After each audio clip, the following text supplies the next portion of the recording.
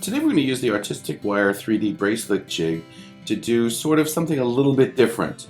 This is the basic design that we're going to be doing, and it has, instead of the loops being up and down, they're sort of a little bit angled. So that's just a different setup with the jig.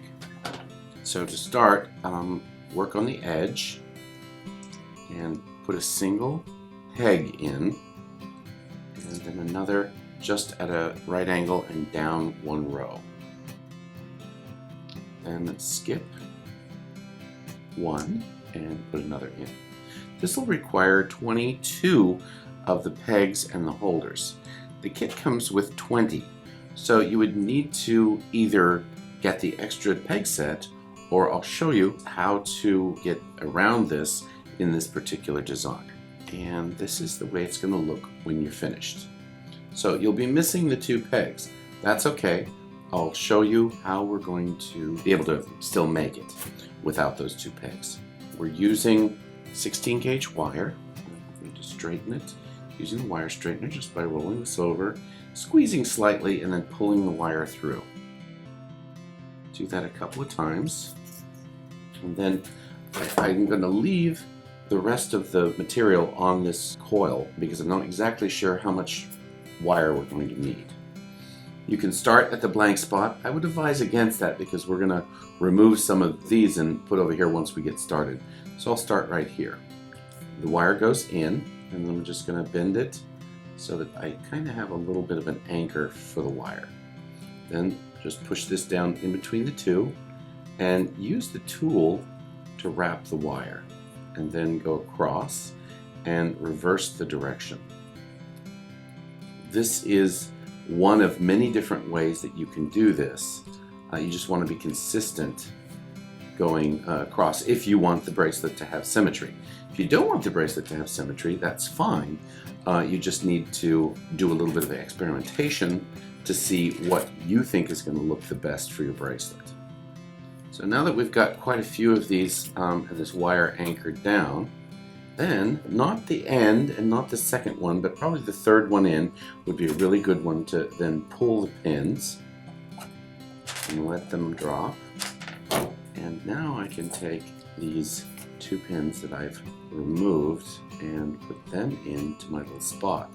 That gives you the ability to have a 22 pin pattern with only 20 pins. So here I'm back to my starting point. So I can snip this off about halfway and then snip the bottom one as well. Okay, now if you can see here, these aren't quite pushed down onto the surface, so we like to do that just by pushing right on there so that those come down. It just makes for a little bit better looking loop on the final piece. So we've gone all the way around and done that. Now just pull the pins, and I get in the habit of just pulling the pin and then dropping it in the center of the jig.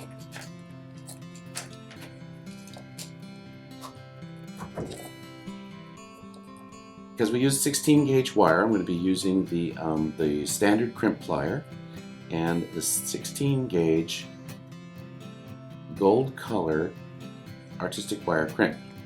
So I'm going to place it inside the crimp tool with about 1.5 millimeters hanging out. And then to measure halfway, I'm going to slide this up on top of the tube so that I can kind of get a feel for where half is, and then place my thumbnail right there. So when I slide this in, I can go right to half and squeeze. That's going to put a dimple right in there that holds the wire.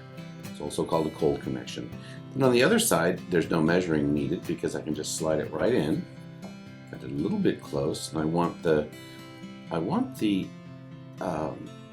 dimple to be on the inside. So I make sure that the tooth is gonna make the impression on the inside, and then squeeze there as well. Now I've got a great cold connection to hold this bracelet together. So for this project, I'm going to use the Artistic Wire Iron color, and I'm going to pull out hopefully enough, probably around 2.5 feet to do this little project. Some would not crimp this and do the wrapping first. I like to do the wrapping after it's been crimped. Therefore, that's why I'm showing it this way. Just put this through, and I want to wrap around the crimp in a way to kind of get it started. So this is going to come up on this side, and I'm going to go over this and then back under in this direction over that one, and then come under and wrap around and then go over that one. So I just want to keep this symmetrical, however you decide to do it, so that each one of these looks the same. Under.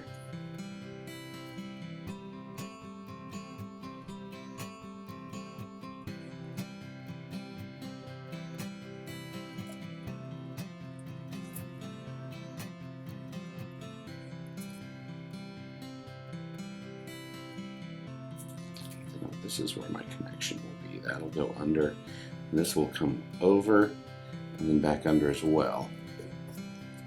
Snip this off so I can take and twist it back under, and this one will go back under as well.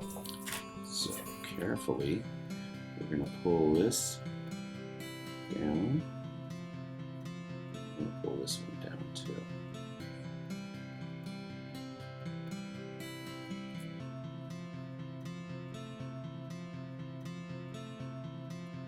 Just tuck that under nicely and try to bring it as close together as we can.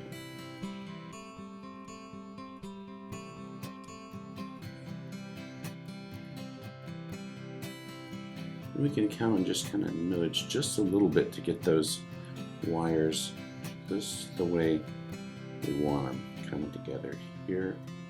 Now that added wire gives even more strength to this. Go. So there's another version of this, and then we have this one which has less pegs and more wraps around the center. And as you can see, there's really no rules here to what you can do. These were wrapped on both sides in most cases, all the way around. We have others that are like this.